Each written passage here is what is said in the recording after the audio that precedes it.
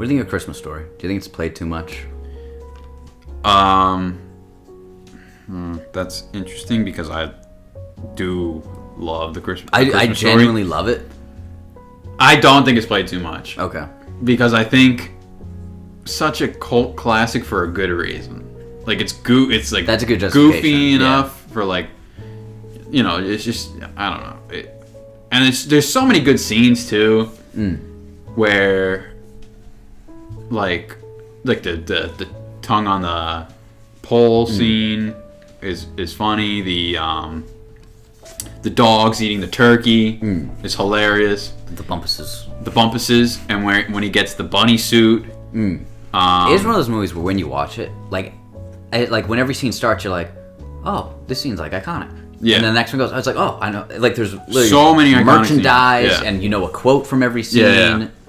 And I mean, it's like an hour and a half, but still, for a movie that's played once a year, to have that kind of status is impressive. Also, I love the scene when I was a kid when he beats up the bully and like the bully's face is bleeding. Like I thought that scene was just the bully's genuinely pretty scary too. Oh, the bullies are little shits, man.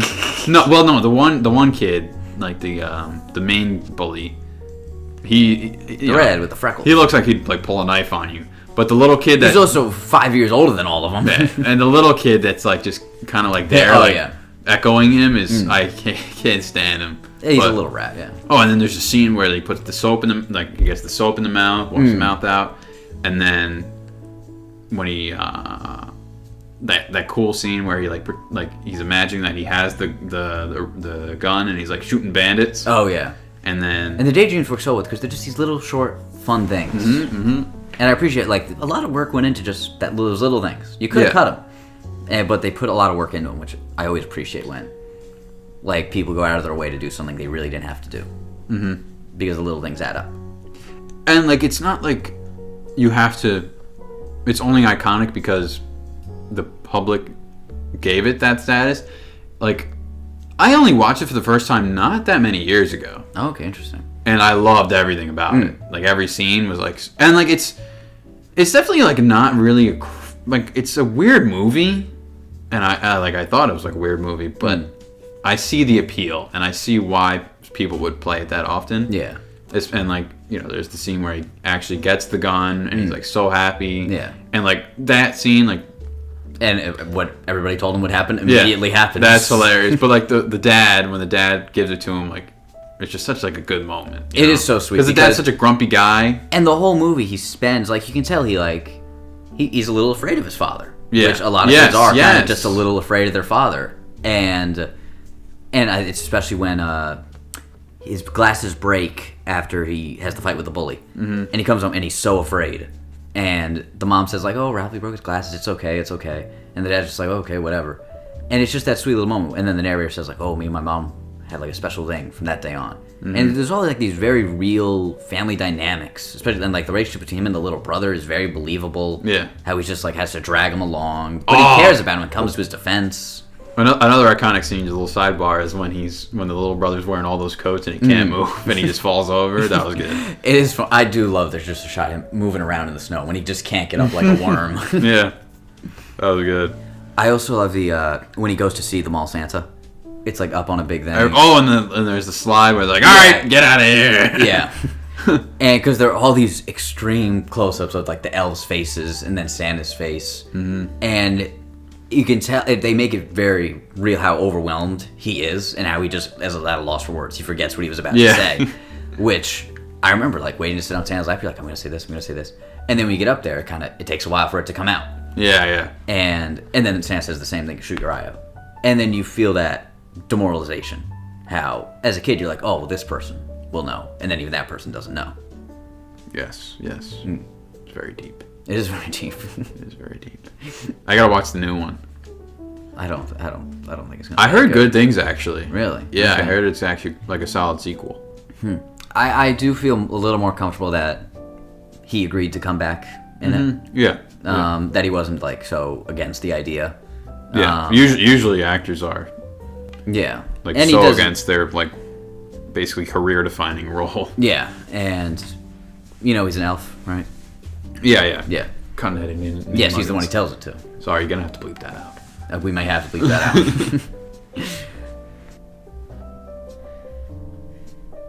What are you wishing for Christmas? Mikey, what I'm wishing for this Christmas is I want you to have a very Merry Christmas. Wow, my wish is for world peace. Oh, is that right, Michael? I remember one time I went to the dentist, and it was like around Christmas time, and my dentist goes, Mikey, what do you want for Christmas? I was like, world peace. He goes, wow, you're a nice, what a good guy. What a nice guy. Okay, here's a good one. Favorite Christmas tradition? Favorite Christmas tradition? Or just your favorite thing about Christmas overall? Christmas Eve is one of my favorite days of the year. Yes. Probably my favorite day of the year. Yes, mine too. But, I mean, it's probably that, the day of the Super Bowl, and the day Spotify Rap comes out. Probably those 3 days are the three greatest days of the year.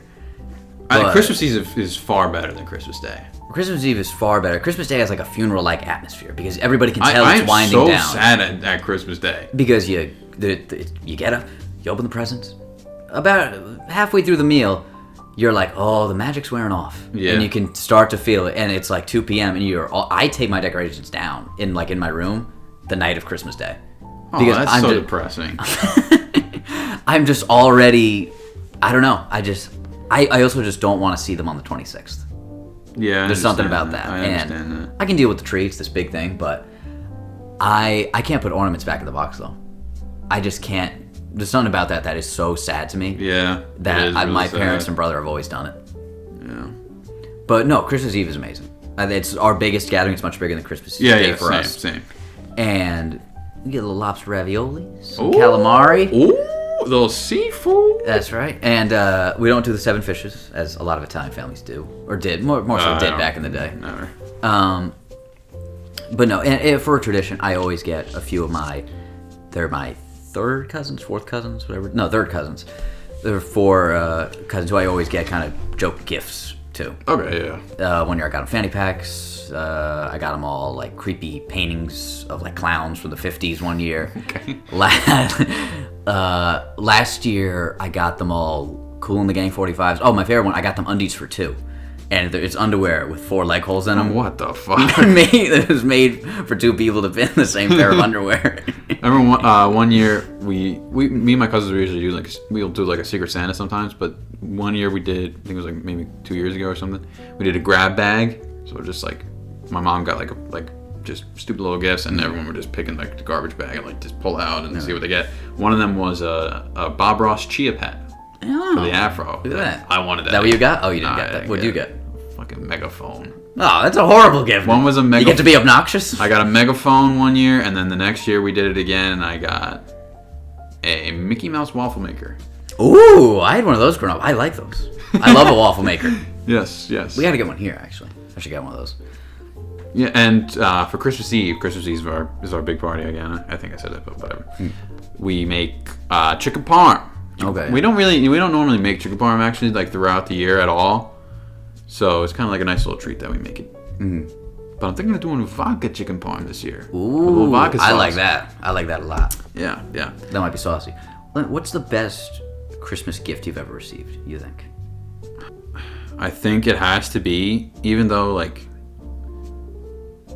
just remembering how I felt that day, it has to be my Xbox 360. Oh, okay. It's such a like generic gift for a kid to say, but like I just remember wanting it so bad. And one time we went to like Toys R Us to go get it, and then like the guy, and I was like, oh man, I really want to play Street Fighter, and like I mentioned it, and then the cashier for some reason, fucking dick, he goes, you know, you could just play it on like a website. And my parents like, Mikey, just do that. You don't have to buy the thing. I was like, but I'll get other games. And then we went home not getting it. And then eventually I finally got it for Christmas. And I was just, because I remember I go like smallest to biggest gift. Oh yeah, you have to. And I opened, and it was an Xbox game. And I was just ear to ear, so happy because I knew it was coming. And it was just, I just remember just how good I felt. Did you think you were gonna get it or no? No.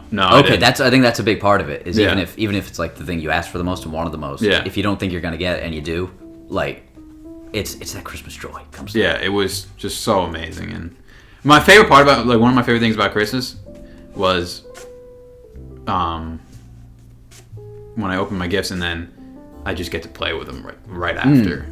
So it was so cool. And you mentioned the, like, going from the smallest to biggest. Yeah. Which I think I did more as a kid, but now, like, where I am now, if I see a gift that's an envelope, I want to open that last because I know it's money or concert tickets. And I'm like, let me save that for last. If it's a big thing, it could be a freaking puzzle. Well, that's why I don't open that, like, that day with the Xbox. I'm a little more cautious because it could give away something. Oh, okay. You know? But, yeah, I mean, when I'm definitely, like, I remember as a kid, I was like, I don't want any clothes. And now, I love clothes, to get clothes, so it's... Yeah, this last, I don't know, month ago or whatever, I asked my mom, I think I want a red corduroy jacket. When I was a kid, I would have never thought to ask for a jacket. Yeah, I thought I would never have done such a thing. Yeah. But now I'm like, well, that might be nice. That would be a good one. And I'm getting to the point where I'm like actually like, becoming like an official adult when I say, I need more white socks. Oh no, I haven't reached that point. I really hope I never reach that point. Yeah, I mean, and I also started to like appreciate when I get older, like it's actually like so much fun getting gifts for people. Oh yeah, without a doubt. I do it usually day after Halloween. Over the year, I like find links for things I think people might like, and then on November 1st, I'll order them all. And that is also one of my favorite days of the year because I'm like, I send it all through, and I'm like, oh yeah, they're gonna like this, they're gonna like this, and just finding things that people might like. Yeah, yeah. And then actually getting to see them watch and open them up is so much. It's so special. I mean, yeah, like it's when you say like getting stuff that you think people would like, it's so much better because like, like maybe like someone will tell me like Nikki will say like, oh I want this. I'm like, okay, but like it just like kind of like throws away the novelty for me because like the surprises are the best for me, at least when I was a kid underneath the tree. When I had no idea, when I didn't ask for anything, and that was the best part. And like just not knowing that I wanted something, like I got something that I wanted without even knowing I would have wanted it. Yeah, it's so good. And like just seeing like people like, I mean, I'm kind of a hypocrite because for some reason I'm terrible at reacting from when I get gifts. Yeah. But I love to see people like react. Yeah, and it is the most special thing when if you have a list of things and you get everything on the list, awesome. But when you get something that was not on the list and you had no thought of at all, and you get something like that, that's awesome. Like those are the most special gifts. That you remember those more than the stuff you actually asked for and wanted. Because you would have bought them with your own money anyway. I keep saying this now, like as I get older, like because like the gifts that are wrapped underneath the tree are usually all like what I asked for, so it's not anything like unexpected. But the gifts, like we do like gifts, and then we'll do like a little stocking stuffers. So it's like this little stuff. Yeah.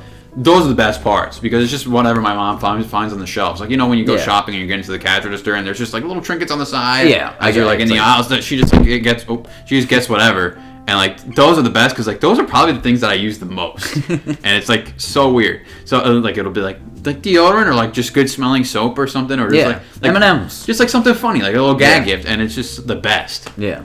But what is your favorite gift of Christmas? I think my favorite, the one I can think of the most. The big thing was I was not expecting to get it, and I had only mentioned it kind of in passing once. It was a few years ago. I really like sports autographs from different athletes and stuff. And I remember mentioning one time, months and months prior, just at like a family gathering, that I would really like a Muhammad Ali autograph. Ooh. And my aunt was there, and I didn't think she heard or really took note of it.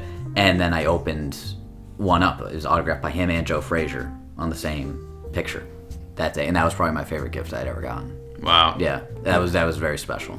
Is it like hung up in like your room? Yeah, it's hung up in my room right now. That's pretty cool. Yeah, because there's no one else I wanted more. How old were you? 14, 15 maybe. Okay. Yeah, but because I always wanted him just as a man more than an athlete. As someone I admired so much, and to open that up was very special. As a kid though, I still remember the first time would have been 2007, maybe. I think 2007. We opened all our gifts. Me and my brother, who's a couple years older than me, and my parents said, "Oh, there's one more back there." And we moved behind a poinsettia, and it said we were going to Disney World. Oh, that's cool. So I love that's kind of like Christmas Story-esque. Whereas like it is, yeah. It's like, oh, there's one more over there, and me and Tyler were like, oh my god. So last year, my cousins, my uncle loves A Christmas Story, and during Christmas morning, everyone opens their gifts. They're all just sitting around and relaxing and stuff, eating breakfast, and he goes, it's like I saw a couple of gifts back there in that room. I was like, what are you talking about? And he got them the Red Ryder guns. Oh, that's all three cool, of them, the Red Ryder guns. It was so cool. I was like, Mom, I need one next year, man. So hopefully, but who knows? My dad actually knew a kid who shot his eye out. Whoa. He actually had a glass eye because a BB came back and hit him in the eye. Really? Yeah. Well, he wasn't around in like the 40s when the movie is, but I was gonna say, like, I don't know. Yeah. But what do you think of Vacation? What, the movie? Christmas Vacation. The movie? Yeah. Oh, I love it. I think it's so good. Yeah. I thought you were gonna say like going on vacation for Christmas. No, the movie Christmas Vacation. Oh yeah, it's so good. That might be my dad's favorite. I don't watch that often, but okay, I'm gonna watch it this year probably because it's hilarious. We were watching not the Christmas one, the other one. Oh, the original Vacation. Yeah, the original one. Okay, yeah. And like a few months ago, I think like during Easter, it was just on TV. Okay. It was so funny. Yeah, they're so good. So yeah, I'm definitely gonna tune into that one this year. It's a jolly good time. What's as we wrap up here? What's on your list for Christmas movies right now? Like, what are you looking forward to? Right now, I'm trying to think what else I really have left. We've watched a few. I watched the first two Home Alones. Mm-hmm. Watched Grinch. We've watched the first two Santa Clauses. Mm-hmm. I watched The Ref, very underrated Christmas movie. The Ref. The Ref, yes. Kevin Spacey is in it. Yes. Okay. Dennis Leary is in it though. He's very funny. That and Mixed Nuts, movie with Steve Martin and Adam Sandler. Two very funny Christmas movies. What about on Disney Plus, the Hip Hop Nutcracker? I have not seen the Hip Hop Nutcracker and have no plans to see the Hip Hop Nutcracker. Okay. I would say. Did you ever see that Michael Keaton Jack Frost movie that got horrible reviews? No. Okay. He plays like a guy who turns into a snowman or something. Apparently it was very strange. Interesting. Yeah, I think it was a Disney movie. So I gotta watch Polar Express. Oh, I gotta watch that. It's so good. Gotta watch Santa Claus is Coming to Town. The guy who wrote the book for Polar Express is from Rhode Island. Really? Yeah, from next town over. Oh, nice. Yeah. How long? That was like an old book, right? I have no idea when that came out. It might have come out in like the 80s, maybe? I don't know. I already did watch Rudolph. It was just on TV and we watched it. Okay, yeah. But I'm probably going to watch it again. Elf, I'm going to watch a couple times. Probably going to watch it this weekend. That's one of those where Christmas Day, you don't know what to put on the TV. Just throw it on. Elf is one of the very few Christmas movies where I will watch all the time. Like during Christmas time. You can play it and then not know what to put on and just put it on again. Oh, wanted to ask you this. Yes.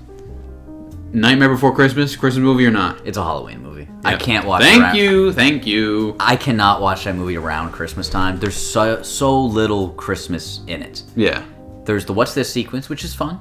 Mm-hmm. And Santa Claus is a character in it. He is kidnapped. Yeah. He is not holly nor jolly. Mm-hmm. And the whole idea is that he is too gothic and too terror-filled to do Santa's job. And he's the Pumpkin King.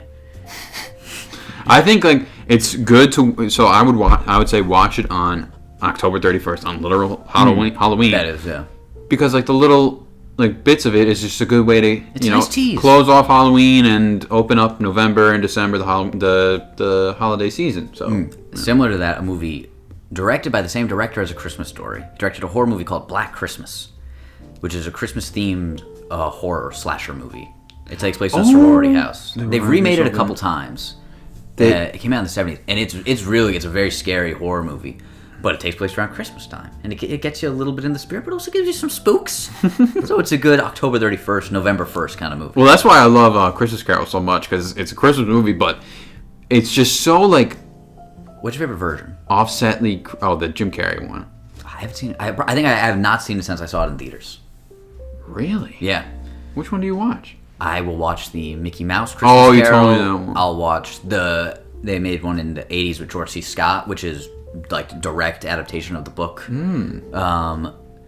That and there might be like another version that I've seen a couple other versions, but those are the two like I'll watch regularly. I love the Jim Carrey one. I think it's so good. I remember that one leaning into the scary stuff more than anything else. Yeah, it tried to scare kids. And you know, there can be something creepy about Christmas because you know there's like the Christmas ghosts and stuff like that, and you know unexplained magic and stuff. I like it. So that's another one that I gotta watch again. I did watch the Muppets one earlier. I know you said you didn't like it. I'm gonna. Have to, never finished. I'll watch the Mickey one.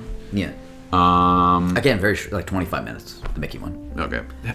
I want to watch the December 15th, Who Killed Santa Claus with Will Arnett, Jason Bateman, and Maya Rudolph. I have no idea what this thing is. Mikey told me about this about half an hour ago. Yes. I'm very excited for this. But there's also this very good movie starring Dan Stevens called The Man Who Invented Christmas. Ooh. And it's all about how Dickens wrote A Christmas Carol. Oh, is it kind of like the Michael Keaton McDonald's founder movie? A little, I guess. But it's very interesting, and it's definitely a Christmas movie. Mm-hmm. And it is interesting how he put all the pieces together to this story everybody knows, and it's also very heartfelt. It gets into his own life, stuff with his own father. Yeah. But no, it is interesting how he said Christmas is kind of under because it's towards the end of the year, very reflective, and that's what Marley's whole mission is. He comes to him and says, "You got to think about yourself, and what your place is, and what you're doing, your effect on people." Mm-hmm. And yeah, the movie, it's a good wake up call. For anybody who watches it, yeah. That also reminds me, I gotta watch Wonderful Life, an official watch of It's a Wonderful Life. Yes, start to finish, you should watch that. Yeah, gotta do that because it is one of the most. It has such a great ending. It's very heartfelt. You might get a little choked up. I always do at the end of It's a Wonderful Life. I've seen the ending all the time, and I always see the bar when he goes into the bar and he realizes that no one knows who he is. Oh, okay. Yeah, and then I gotta watch A Christmas Story. I gotta watch the sequel to that. Watch that. And then I want to watch, but it's in theaters, and it's so. I said how it's like so weird to go watch a Christmas movie in theaters. Yeah, for whatever reason, it feels strange to do. The Violent Night with David Harbour. It's like a Santa it's pretty slasher. good. I heard it's like super fun. Apparently it's a Santa action movie. I'm interested, but I'd just rather I'm gonna see it eventually. Go to streaming. Yeah, I'd probably see it next year or something. It's just weird, especially in the streaming age when like. Sorry, I cut you off, but like it'll take like a month for at least, maybe like 2 months for the movies to get onto streaming. So like a Christmas movie is just weirdly timed where like not a lot of people are gonna go see a Christmas movie in theaters. Yeah. So and like once it does come on streaming services, no one's watching it. Yeah, and that's how I also kind of felt like when the Batman came out, I was like, I gotta see it in theaters right away. And then I did. And then it was on HBO Max, like, by the end of the month. Yeah, it was a quick turnover. And I just said to myself, I could have just waited. I mean, that's a movie I would want to see in theaters. I definitely get that. But it's especially with something like kind of a Christmas movie, or a movie I'm kind of on the fence about. Mm-hmm. Same with Spirited, I really want to see. The Will Ferrell, Ryan Reynolds thing. It's on Apple TV. Oh, yes. Yes, I know what you're talking about. Yeah, I probably... Apparently it was all right. Okay. Yeah. Right. And just the two of them is enough for me to go see it. So. And a Christmas movie. I'm a sucker for Christmas movies. All right. I think we covered all bases. All right. You want to sing a Christmas Carol to end? Dores, welcome Christmas one and all. Okay. I played my drum for him, pa-rum-pum-pum-pum. The ox and lamb kept time, pa-rum-pum-pum-pum.